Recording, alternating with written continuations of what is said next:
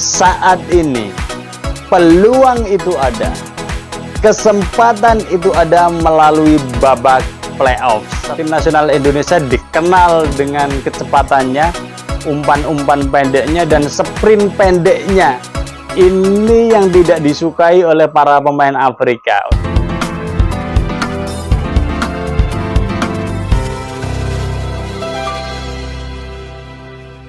Olimpiade Melbourne tahun 1956, tim nasional Indonesia pernah mencatatkan diri menjadi salah satu peserta cabang olahraga sepak bola.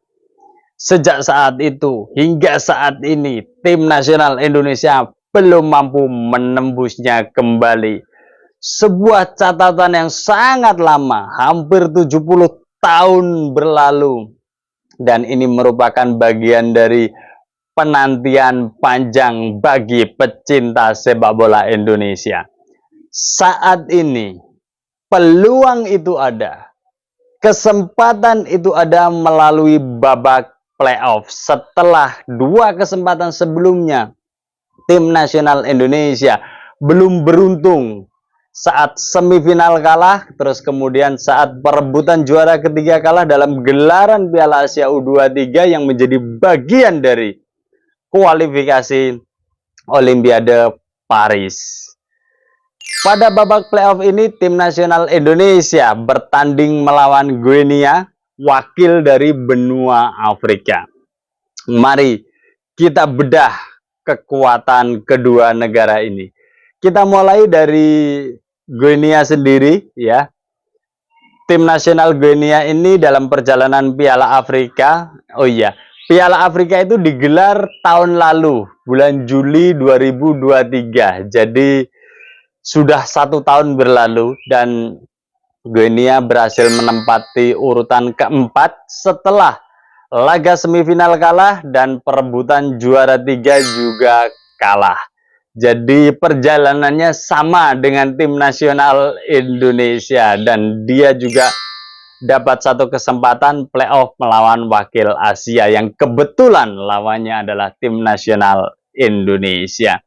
Kemudian dari sisi pemain sendiri, sebagian besar lebih dari 15 pemain tim nasional Guinea bermain di luar negeri dan itu tidak kaget dan sudah menjadi budaya dari benua Afrika, ya, karena memang para masyarakat di benua Afrika itu menggantungkan hajat hidupnya, salah satunya adalah bermain bola. Jadi permainan atau bermain bolanya tidak harus level yang tinggi dan dibuktikan dengan banyak beredarnya pemain-pemain dari benua Afrika di Liga 1, Liga Malaysia, Liga Vietnam, Liga Thailand, dan Liga di negara-negara lain.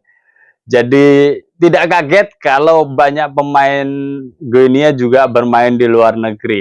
Dan kalau kita lihat lebih dalam, mereka yang menjadi bagian dari timnas Guinea U23 ini adalah bermain di Liga Swiss, Swedia, Belgia, Yunani. Ada 1, 2 itu bermain di Liga Prancis dan di Liga Spanyol. Dan melihat kekuatan itu, ya saya pikir hampir sama. Sekarang perkembangan Asia dengan Afrika juga tidak jauh berbeda perkembangan sepak bolanya. Bahkan di Piala Dunia 2026, slot yang diberikan FIFA juga hampir sama. Asia 8,5, terus kemudian Afrika 9,5, hanya selisih 1. Dari situ saya pikir kita bisa melihat gambaran secara umum kualitas para pemain Guinea. Terus kemudian catatan yang ketiga dari timnas ini adalah karena bermain tahun lalu, berarti para pemain ini sudah dibubarkan dan kembali beredar di klubnya masing-masing. Bertemu kembali terakhir waktu Maret kemarin, uji coba melawan Amerika dan kalah 3-0, dan ini harus dimanfaatkan tim nasional Indonesia, ya. Karena ya setelah kembali ke klubnya masing-masing terus kemudian berkumpul, saya pikir tidak langsung nyetel dari sisi permainan kolektivitas. Kalau individu kan ya bisa jadi ada 1-2 pemain yang berkembang, stuck dan sebagainya. Tapi secara kolektif sebagai tim ini sebenarnya perlu ada waktu untuk bisa menumbuhkan chemistry satu sama lain. Dan ini tidak terjadi di Timnas Guinea. Itu catatan berkaitan dengan Timnas Guinea. Sementara di Tim Nasional Indonesia baru saja mengikuti gelaran Piala Asia U23 ya, terus kemudian 1 minggu setelahnya nanti akan menghadapi Tim Nasional Guinea di babak playoff di Prancis ya, di Paris. Dan ini saya pikir waktu 1 minggu itu waktu recovery yang cukup, tidak terlalu jauh, karena kalau terlalu jauh juga nanti terlalu dingin. Kalau terlalu dekat masa recovery-nya belum cukup, jadi waktu 1 minggu saya pikir ini waktu yang sangat ideal untuk recovery ya. Bahkan Sintayong pun mengatakan tidak akan memberikan bola selama 3 hari karena memang gelaran Piala Asia U23 kemarin menguras energi, stamina, bermain 6 kali pertandingan dengan tensi yang sangat tinggi dan jeda waktu yang sangat pendek, membuat para pemain tim nasional Indonesia mengalami kelelahan atau titik fatigue ya. Dan ini diberikan waktu Sintayong untuk recovery. Hanya bisa jadi stretching ringan ataupun nge-gym ringan ya untuk mengembalikan kebugaran para pemain. Dan recovery ini sangat diuntungkan. Yang kedua, berkaitan dengan tim nasional Indonesia adalah jadi tim nasional ini tidak bubar dulu, tidak dibawa ke Indonesia dulu, akan tetapi langsung berjalan ke Paris ya, berkumpul dulu di Doha, terus kemudian menuju Paris. Jadi chemistry-nya, satu kesatuannya ini menjadi bagian yang tetap utuh selama gelaran Piala Asia U23 ini, dan ini yang menjadi kelebihan. Dan chemistry-nya sudah terbentuk karena sudah mengalami 6 kali pertandingan dan 2 kali pertandingan uji coba sebelumnya. Selama 1,5 bulan sekitar itu, tim nasional Indonesia sudah menjalani 8 kali pertandingan. Jadi soal chemistry saya pikir tidak diragukan lagi kekompakan tim, hanya saja nanti tinggal bagaimana strategi Sintayong diterapkan, dan ini yang akan menjadi bagian dari keuntungan tim nasional Indonesia. Dari sisi hal lain juga, tim nasional Indonesia dikenal dengan kecepatannya, umpan-umpan pendeknya, dan sprint pendeknya. Ini yang tidak disukai oleh para pemain Afrika, oleh tim nasional Indonesia. Jadi salah satu kelebihan tim nasional Indonesia adalah menang di sprint pendek ya. Kalau di tim nasional Indonesia saat ini ada Marcelino dan ada Witan, dan itu bisa menjadi 2 orang yang nanti akan menyulitkan dengan sprint-sprint pendeknya ya. Dan yang pasti harus diutamakan adalah kolektivitas tim. Kalau misalkan ada ruang dan sebagainya, segera diberikan bola. Terus kemudian juga dari sisi pemain tim nasional Indonesia kehilangan 2 pemain, Justin Hubner dan Rizky Ridho, karena Rizky Ridho direct red card dan akumulasi 2 kartu kuning oleh Justin Hubner pada saat gelaran Piala Asia U23. Jadi ini diteruskan polanya karena Piala Asia U23 menjadi bagian dari kualifikasi Olimpiade Paris ya.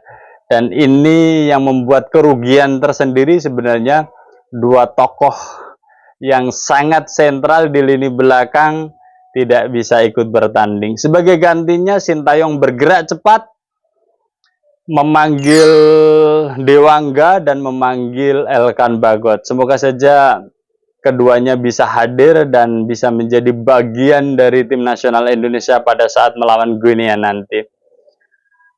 Sebagai informasi juga, Ipswich ya, klub dari Elkan Bagot menang ya semalam 2-0, dan ini Ipswich lolos ke Premier League. Jadi jika musim depan Elkan Bagot masih bersama dengan klub Ipswich, maka dia menjadi satu-satunya pemain Indonesia yang bermain di Premier League dan kita patut bangga dengan informasi tersebut.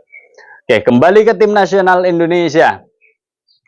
Itu beberapa kelebihan saya pikir yang bisa dimanfaatkan oleh Sintayong berkaitan dengan apa yang dimiliki tim nasional Indonesia, kecepatan, kolektivitas, masa recovery yang tidak sebentar dan tidak terlalu lama, dan juga sprint pendeknya para pemain tim nasional Indonesia yang tidak disukai oleh negara-negara di Afrika. Ini menjadi bagian dari keunggulan, dan saya pikir peran nyata Rafael Struijk di dalam tim nasional Indonesia U23 ini nyata dan akan kerasa, sangat kerasa sekali saat Rafael Struijk tidak bisa tampil, ya, saat mendapatkan akumulasi 2 kartu kuning. Ya, antara lini depan sama lini tengah agak terputus karena tidak adanya Rafael Struijk, dan seringkali Rafael Struijk bisa dijadikan kerjasama segitiga, misalkan Rafael Struijk melawan dengan Marcelino, dengan Ivar Jenner, kemudian segitiga ini mampu menghasilkan peluang, terus kemudian bisa jadi dengan Witan, dengan Ivar Jenner, atau dengan Nathan dan sebagainya. Jadi peran Rafael Struijk ternyata sangat terasa di skema Sintayong. Jadi peluang besar juga lini depan akan dihuni oleh Rafael Struijk, ya. Terus kemudian kalau di lini tengah Ivar Jenner, Nathan, saya pikir tidak tergantikan. Misalkan pun pindah posisi, Dewangga berarti maju, ya, sebagai gelandang bertahan, kemudian Nathan akan memposisikan sebagai center back bagian kiri, atau sebaliknya, Dewangga yang ditaruh di center back kiri, kemudian sebagai penyeimbangnya Nathan. Karena sudah terbukti selama penampilan Piala Asia U23, Nathan sangat bagus sekali bermain di gelandang bertahan, ya.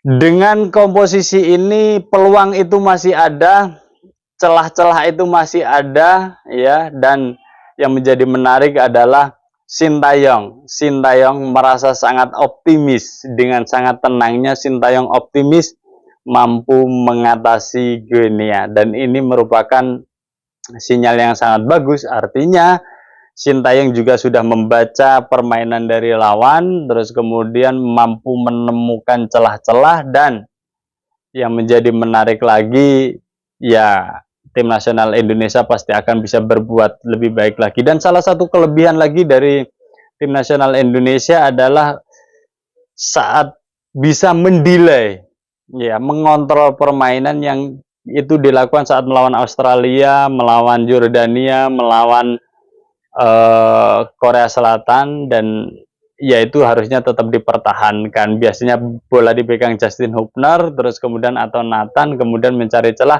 tidak terburu-buru menyerang, tidak bermain secara terbuka, tapi di situ lebih ditonjolkan taktik yang berbicara, dan otak Sintayong saya yakin akan brilian bisa menembus pertahanan dari lawan. Dan satu lagi kelebihan tim nasional Indonesia, lemparan ke dalam Arhan Pratama. Dengan adanya Elkan Bagot nanti, saya pikir Arhan juga akan bisa menampilkan permainan terbaiknya melalui lemparan ke dalam yang nanti akan jadi peluang bagi tim nasional Indonesia. Tetap optimis menatap pertandingan tim nasional Indonesia melawan Guinea Kamis 9 Mei 2024. Nantikan update selanjutnya, barangkali ada info-info pemain atau update yang lain berkaitan dengan persiapan laga ini. Nanti kita akan update lagi bersama saya, Setia Uban. Thanks for watching.